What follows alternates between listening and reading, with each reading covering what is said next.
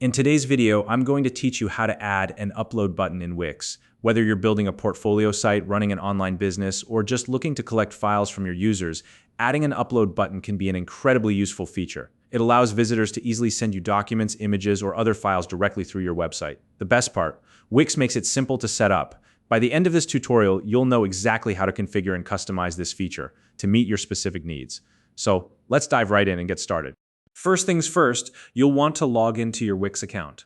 Once you've entered your credentials and are in your dashboard, go ahead and navigate to the My Sites section. This is where all of your Wix projects are listed. If you have multiple sites, you'll want to make sure you're selecting the one where you want to add the upload button. Once you've located the correct website, click on the Edit Site button. This will open up the Wix Editor, which is where all the magic happens.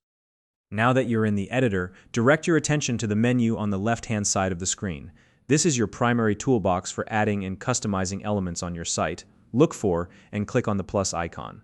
It will open a menu with a variety of elements you can add to your website. From here, scroll or browse through the options until you find the button category. Go ahead and select that.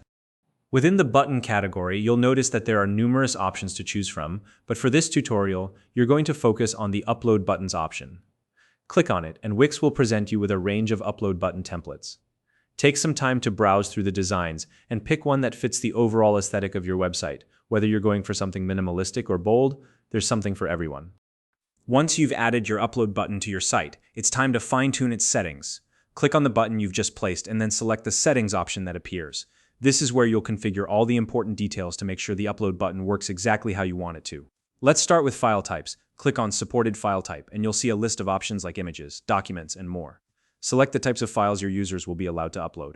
For example, if you're collecting resumes, you might only want to allow PDF or Word document uploads. After selecting the file types, you'll need to determine the maximum number of files a user can upload at one time.